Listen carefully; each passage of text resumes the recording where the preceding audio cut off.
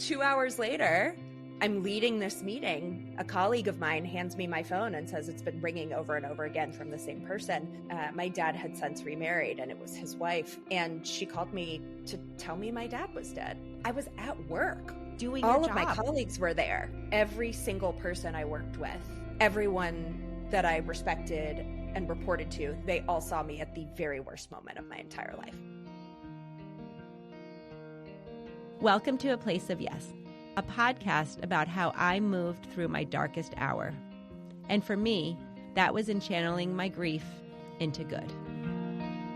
Welcome to the show.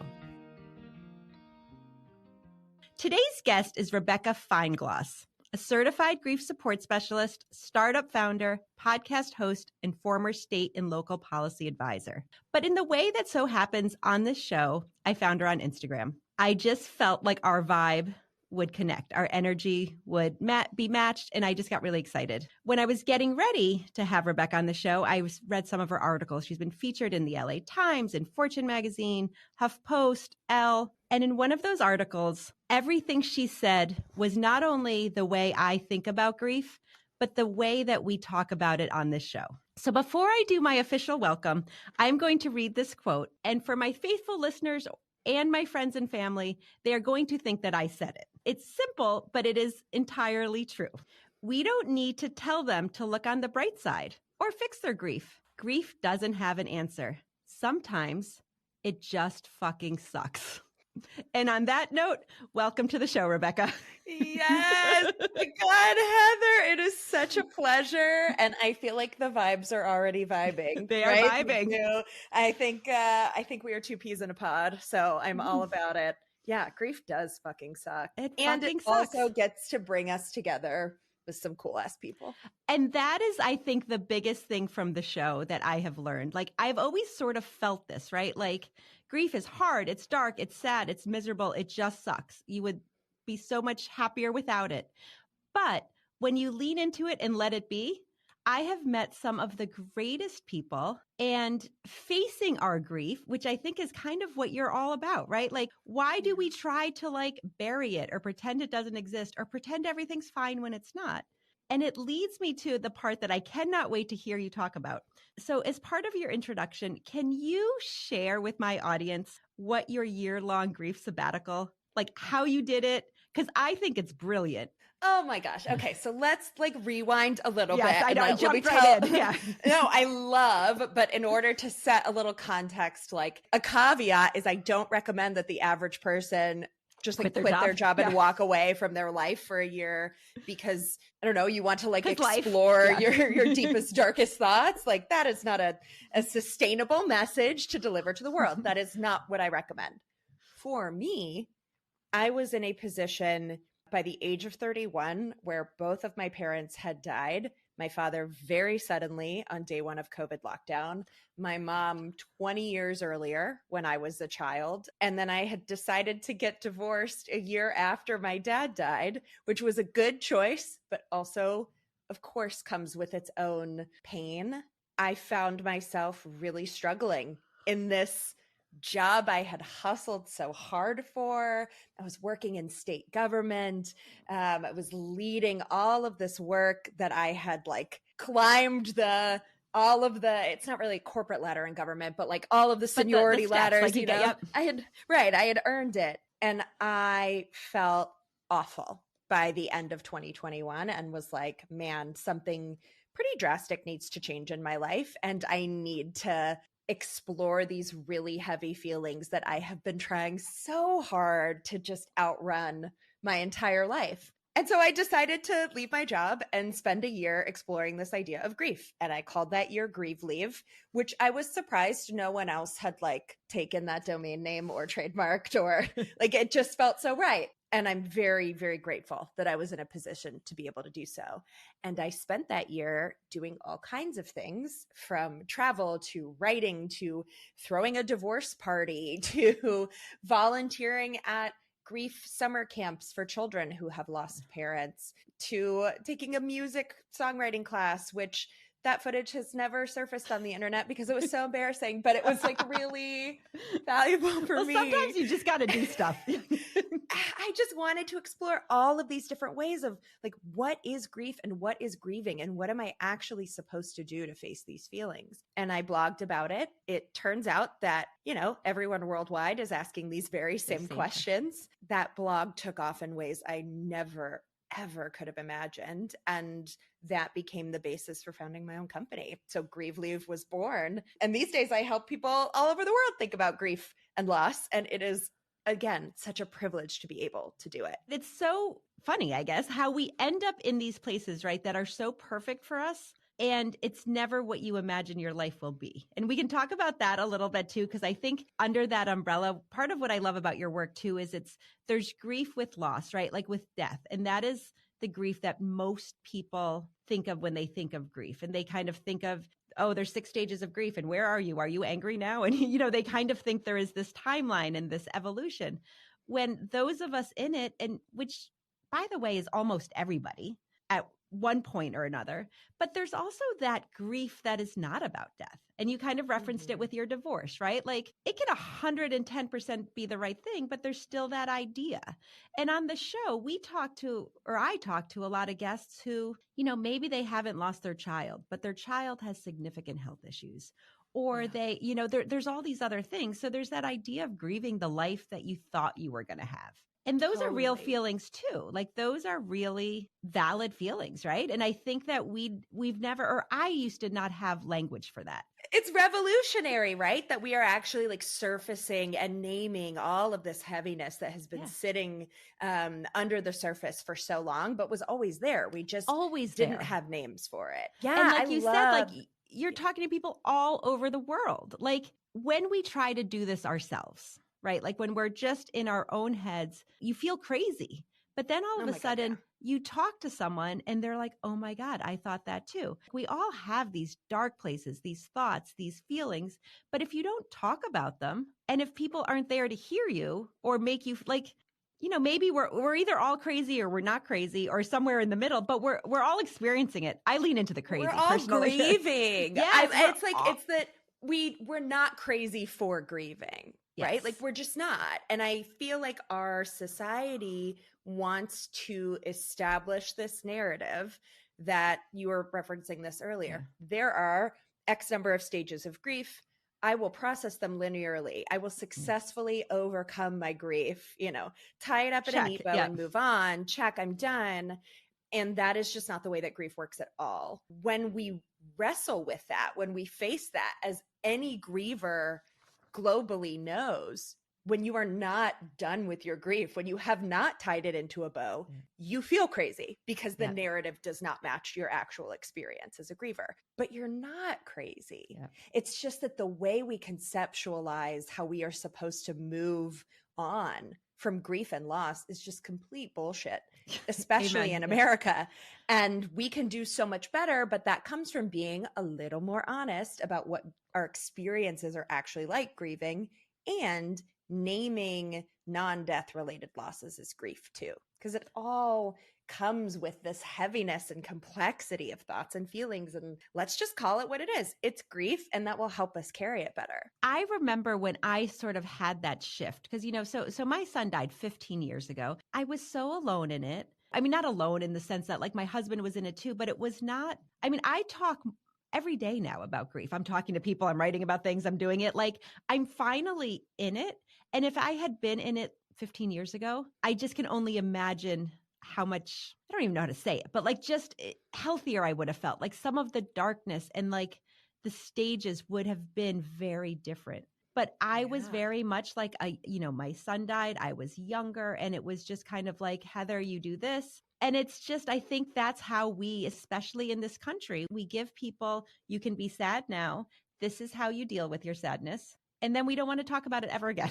Totally. Or it's like we ostensibly look a certain way. We look successful. We seem happy. We are doing well in school, or we have a lot of friends, or we're doing well at work.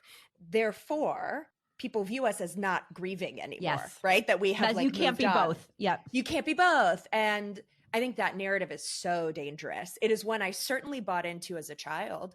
I mean, the message that I certainly received from the age of 5 when my mom was diagnosed with glioblastoma, the deadliest form of brain cancer, to the day she died and after, when I was 13, over those 8 years and beyond was, oh, Rebecca's doing well. We know she's handling this well because she hangs out with her friends all the time, because she's doing well in school. Like, she handled her mother's death well. Good for her. She will keep being successful. A+ student. And yeah. A+ student, gold stars all around. I think that narrative was working well for me for a while, but it is not a sustainable one. And it certainly broke down when my dad died too. There was just no more, I couldn't outrun that grief anymore. I couldn't cover it up with achievement anymore. Plus, then my marriage was falling apart and I was like, oh my God, like there is no escaping the heaviness of this grief. It is staring at me. It is drowning me. I have to acknowledge it. Finally. So many of us, like, God forbid anyone who is listening has experienced that amount of compounded grief. I do not wish that on anyone. I don't want anyone to think, well, the grief that I feel, whatever it is, isn't that bad, so it shouldn't like drown me. No, like any grief is heavy. And if we start to face it earlier and stop trying to like bury it or avoid it or out hustle it, we will feel better. Like that is what I hope that people hear, that it doesn't have to get so bad. You have to wait till everyone's, gone in your life to acknowledge it. I love that you said that. And honestly, it's one of the things that I used to very much, like when I was young in my grief journey, felt like there was this hierarchy, right? And I was at the top of it. God damn it. My kid died. All of you all can just like, I was like, and then as life continues and I matured a little and I started having these conversations, it's like a light bulb went off. And I would, and it's sort of like you said, like, I don't care if your dog died. For some people, their dogs are 100% their fur babies. That's real grief. Like, and it was so freeing for me even because I felt this heaviness that I think society puts on you. The whole saying, you should never bury your children, or, the circle of life isn't supposed to, like, all of those things that people say to sort of make you feel better made me feel like I was having the number one worst grief, like the worst thing in the world happened to me. Like I was like, oh my God, here's my trophy. Yeah, I won. Yeah. Yes. But then when I realized that this feeling is the same, the heaviness is the same, or like we can feel the way it impacts us. And it can be your dog passing away. It can be that you've had 3 things happen to you. All of these things, it can be losing your job. It can be losing a friendship. These things can make you feel a certain way, and you will always feel better if you allow yourself to feel them and find a community. Yes. Oh my, wait, can I tell you something that happened the other day that I feel like you will appreciate, and I'm sure your listeners will appreciate? I felt very silly in my grief the other day when one of my dogs, Ralphie, he is very cute. I would bring him over here if I hadn't like secured the dogs far away. If they bark. Ralphie the other day was at the vet with a really serious medical problem that just came out of the blue. I won't get into all of it. He's 10. He's a senior dog, but completely unexpected emergency vet visit. Oh, I'm going to get emotional just thinking about this. I had to leave him overnight in the hospital. He's fine now, been on steroids for a while. When I tell you, leaving my dog at the emergency vet overnight and coming back to my home, I sobbed. But part of me was like, come on, like, this is not as bad as your dad died. Like, come on, like, you can get through this. And I had to talk myself down and be like, no, this grief matters too. This is grief too. You're not silly for feeling that level of intensity. Like, grief is grief. It doesn't matter if it is your dog potentially bleeding out in the hospital overnight. Like, that is horrifying. And it is worth my tears too. It is worth my tears. I love that. Yep. Yeah. I can hold that grief at the same time that I know that the phone call that I got randomly on a Saturday afternoon that my dad died, like, that was bad too. So you just said, you got the call on a Saturday afternoon. Like, for such a long time, Wednesday nights for me. And it's funny that I record the show on Wednesdays, but Jake died on a Wednesday. Wednesdays will always hold Less so now, honestly, but like that first Wednesday, I like was crippled by it, you know? So it's those moments, no matter what happens, like I can close my eyes and put myself right there in that moment again. And I suspect that phone call is the same for you. Oh my God, it was just awful. It was such a weird day, though. Nothing was normal about that Saturday. So you said it was the beginning of lockdown, which was just nuts. Oh God. Yeah. So I worked in government. I was that day. Let me just like paint a picture. Yes. March 14th, 2020. So I was quite literally at the grocery store getting ingredients to make a pie because it was pie day. And then I got a phone call from my boss saying that I needed to come to a secure location in the state capitol to help us shut down schools across the state of North Carolina. And I would be supporting our governor's team in how we were going to do that. Okay, cool. So I leave the grocery store, I put down my pie ingredients at my house and I'm like, what does one wear to a government shutdown meeting? Like, what am I doing here? Yeah. What am I, like, should I put on a blazer? Like, I don't know. And Is it formal or are we comfy? Yeah. What's the vibe here? And I call my dad on my drive over to Raleigh. It's about 45 minutes. I live in Durham, North Carolina. I was driving in. And I was like, Dad, guess what I'm about to go do? Like, this is crazy. My dad and I were incredibly close. I'd always share big moments in my life with him. It was just pretty normal for me to call him. I call him, I tell him what I'm doing. And he said, that is amazing. I am so proud of you. Go be safe. Do great work. I love you. And, we got off the phone. Nothing really out of the ordinary. He sounded like a little bit short of breath. I knew he hadn't been feeling well. I think I said something sarcastic to him, like, sounds like you might have COVID. Like, go, don't breathe on anybody. Go rest, Dad. And then, that's our sense of humor. 2 hours later, I'm leading this meeting in this secure location in our state government building. And a colleague of mine hands me my phone and says it's been ringing over and over again from the same person. And it was my dad had since remarried and it was his wife. And she called me to tell me my dad was dead. I was literally leading a meeting. I had just spoken to him 2 hours earlier and I stepped out to take a call and say, what's up? My entire world flipped again. It had already flipped once that day. Like your world flipped. And how do you talk to him 2 hours ago? Like I would be... It didn't compute. It was also this was really hard. I was at work. Doing your job. All of my colleagues were there. Every single person I worked with, everyone that I respected and reported to, they all saw me at the very worst moment of my entire life, sobbing on the floor.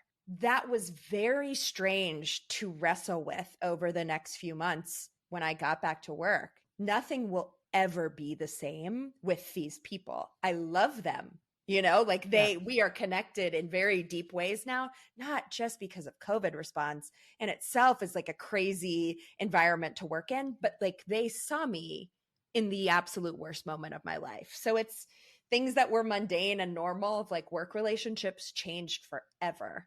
In that aftermath of like, there's comfort in people having seen you at that moment. It's very humbling. I think this happened to a lot of people during COVID in this virtual work environment where boundaries between what was personal and what was professional were really shattered. Yep. I think there's good that comes from that I think we're touching on right now. The good is that we see each other as more humans now, I think, than we ever have before in our workplaces. That is also hard because vulnerability is it's hard. Like it's hard to feel that seen and that vulnerable all the time. And it can be mentally quite exhausting. Was it COVID?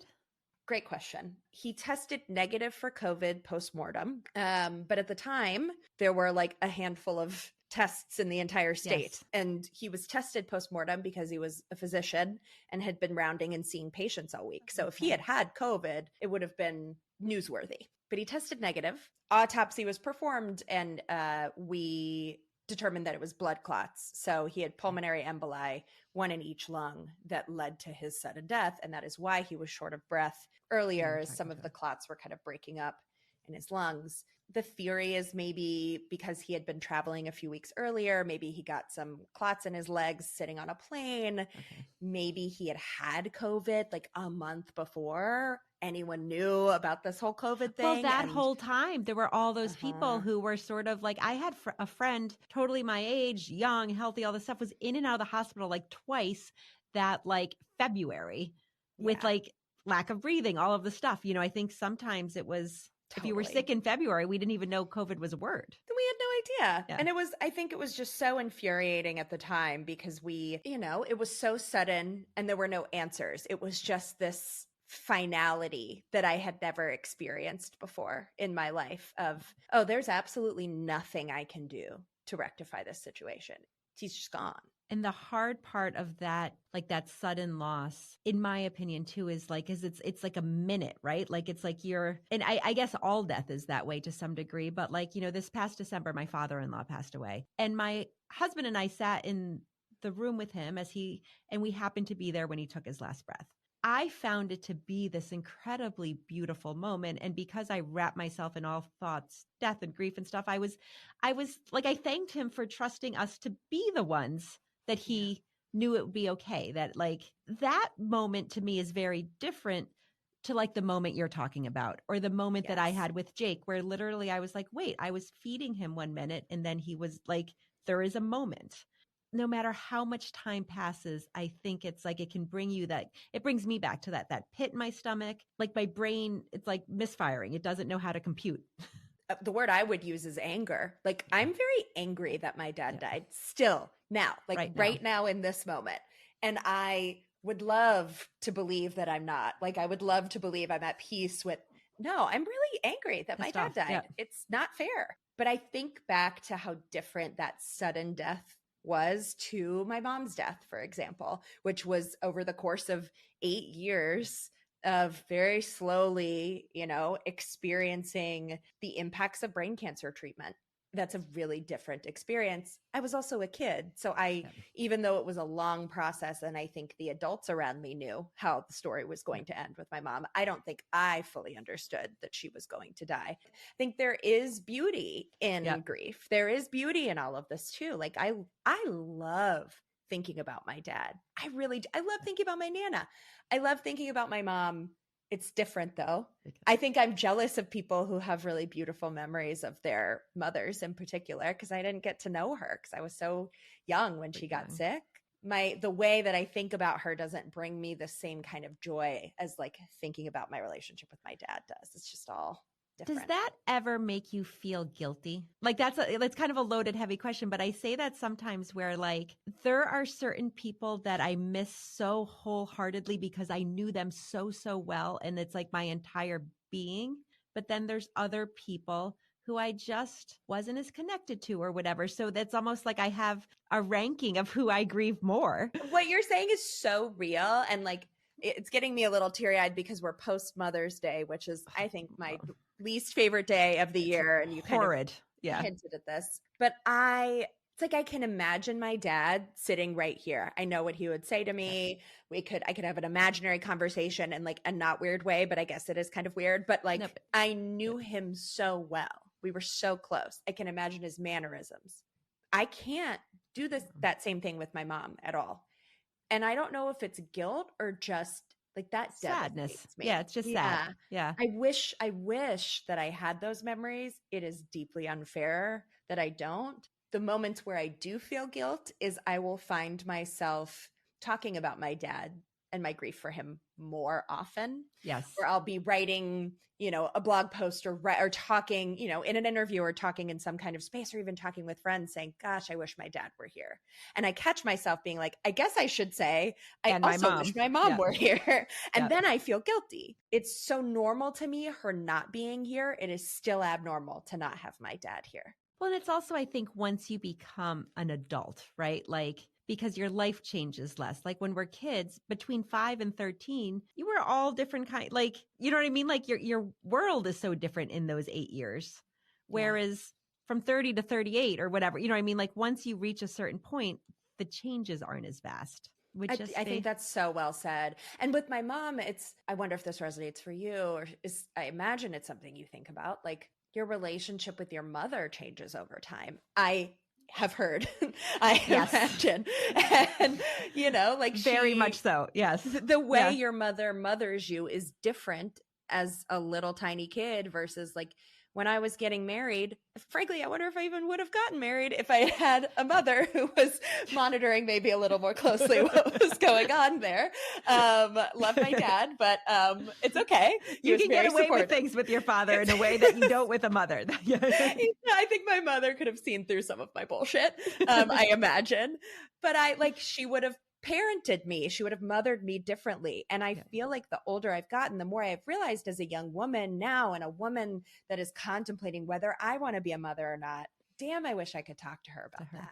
I won't ever have that chance. And that really sucks. It does suck. It really sucks. So I think this is kind of similar. And I talked about this on my little solo episode a little bit, but I was resonating with so much what you were saying about your mom. My struggle with time passing and Jake dying when he was 4 is this idea that I just don't know who he is. Like, he just had a birthday May 4th. He would have been 19 years old. I have my son Ethan, who is 20. I know what young adulthood looks like. I don't know what it looks like for Jake. And that's kind of a little bit like that's its own, the grief. I don't want to say it gets worse, but it evolves. And what I'm grieving now is so different than what I was grieving when he first passed. Like, I wouldn't say better, worse, or any of that, but it's just so different because I'm grieving basically those 15 years that I never had. And that's kind of like, I don't know how to tell the story. Like, when you kind of just said, like, I could talk to my dad right now and I can picture the conversation because it's what we would have had 5 years ago or whatever. Like, I talk to Jake all the time, but I struggle between talking to him like he's a 4-year-old or then just shooting the shit with him because I'm like, this is how I talk to Ethan, so I'm going to talk to Jake too. But like, I don't feel confident in it. Yeah, God. I mean, it's getting me very teary. I want to imagine who my mom would be today. And so I use the evidence that I have, right? Like, I know who my godmother is and who was so close with my mom, right? So I can see how she treats me. I can see how she interacts with her grown kids. I can kind of infer here. I know who my dad was. I can think about how my mom would have aged. I think a really creepy but also cool thing that we have now is technology. So when I wrote a piece for Slate when this came out, I saw that. Dude, hear me out, listeners, because I'm going to say something very, very weird. When the aging filter on TikTok came out, the first thing that I wanted to do was like hold up a picture of my mom to it and see how she would age. I did the aging filter on myself too. And then I saw that I looked exactly like my late father, and like that was creepy and also beautiful. But I really wanted to see what my mom would look like. Otherwise, I would never know. It has given me something to visualize. That is strangely comforting. And also, I remember asking my brother, same as Daniel, do you want to see these pictures of mom? And he was like, I'm good. I don't think I ever want to see that ever. Thank you, though. But it's given me like a visual in my mind. So I'm going to take this one step further. And when I go home today, you know what I'm going to be doing. Oh, yeah. Because even when I read your article, I was like, oh, that's so cool. But I did not think of it in terms of that might solve one of my problems. Or it's going to be really weird, but like brace yourself. Coming full circle here, I feel like the thing to do is acknowledge that you have grief, period. Make space for that grief, and that there's so many different ways that we can do that. And if AI can help us today, great. One of the things that was on my list to talk about was your meet and grieves. There was, again, I don't remember if it was on your website or where I saw it, but it was like this concept, and correct me if I get this wrong, but the idea that I picture, it's like a meetup where you can grab a beer and you just like, it's not formal, it's not therapy, it's not grief counseling, it's just other people grieving, having a beer at like wherever place you are, talking about your people and where you're at. Dude, I'm telling you, here's where this whole idea came from. Let me take you back in time to 2022, in my year of Grieve Leave. I said to myself, okay, I'm going to go attend some grief support groups. Let me see what is available. I'm going to like go face my grief. I'm going to do what I'm supposed to do. Here in the South, in North Carolina, if I want to go to a grief support group, it is in a church basement on like a Tuesday at 4. For the average young working person, they are not present for that. I'm also not Christian. I am Jewish. And so the idea of like meeting in a church didn't appeal to me anyway, even though it was advertised as interfaith. I went to a few of these grief support group meetings. I was the youngest person there by decades. I hated every minute of it. It was not the right environment for me. As I tried to find grief support groups that felt relevant to me, I could not find anything. What I wanted was to just like chill with other people who understand loss. What I decided to do was make my own events. They fall under this umbrella of meet and grieve events. They include, we might meet up at an exercise class that we host. We might host a sad hour instead of a happy hour at a bar. I love that. We've hosted a candle making meet and grieve event.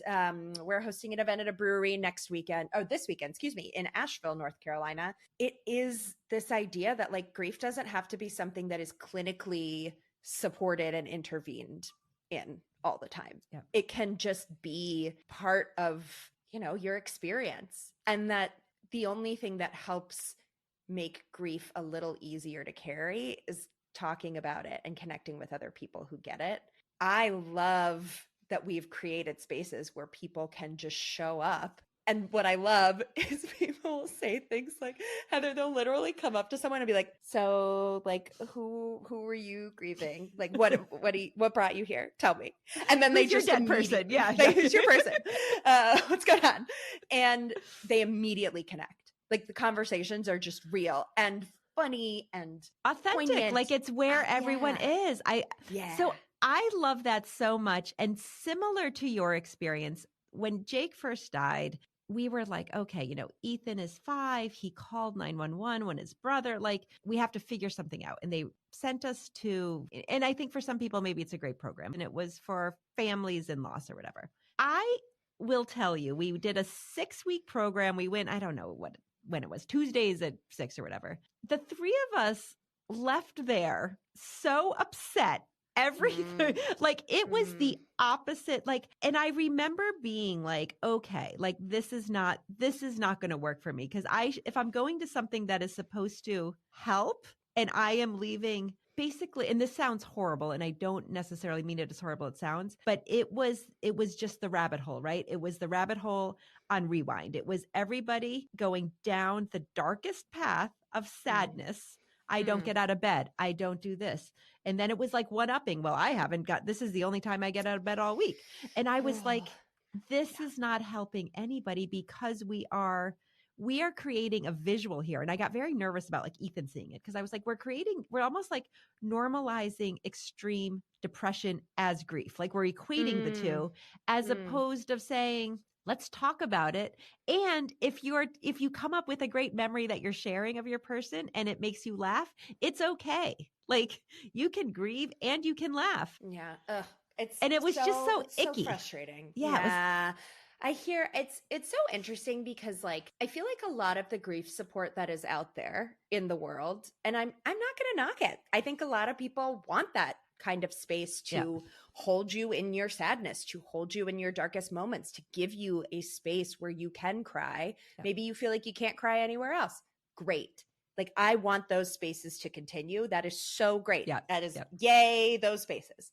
For me, I want to just feel like I can be real and that I am not being performative in any way at all, whether that is performatively sad or performatively positive, right? About how I'm feeling in my grief. And so what I love about our events that we host is you could also just come and literally not talk about your grief at all. And it doesn't You can matter. just take an exercise class. Yeah. You can just take an exercise class, but just that by you're showing surrounded. up, and that gets me teary-eyed again. I feel like I've just been very emotional today. the comfort of just looking around at the other people and know that, wow, these 24 other people doing yoga with me today are all here because they're grieving too. And that's all the support that I needed. I agree with you. Like, not to knock that program, because I think, people need their acceptable places to be sad. When that's the only kind of grief support we offer, it either does become performative, right? Like it becomes, oh, I need to show the world I'm still grieving. And this is the only way that looks. And I think that gets I think people get stuck. I agree with what you said earlier. I can't believe no one came up with Grieve Leave before, because it's so brilliant. Shocked. It's so brilliant. Like it's just same with awesome. Sad Hour though. Like how has no one else like talked about, like, again, trademarked, have a cool logo. Like how is this not a thing already? Yeah.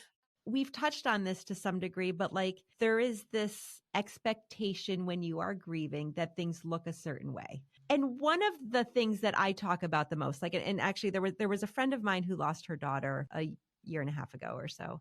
One of the first things she said to me, she was like, Heather, am I ever going to be happy again? Because she was in the throes of it, like in the thick of it. One of, I think, the most important things that I can say to people is that, yes, you will be happy again. I almost feel like it gives them permission. And it's permission from somebody who's lost a child. So somehow that matters. Because I do think that for so long, we had just the stages of grief and you were given, okay, you have, 6 weeks to be sad or whatever that number is, but then you get over it. And we're all pushing back a little bit now and saying, no, you never get over it. You learn to live with it and you lean into it and all of these things. I would hope that there's less pressure for people to feel that sadness is the only way to experience grief. Yeah, yes. And it's like the idea that there's a caveat when we say you never get over your grief. That doesn't mean that you sit in the depths of sorrow every single day. You learn how to carry your grief better over time. Yes. You learn how to carry it differently. Like your grief doesn't get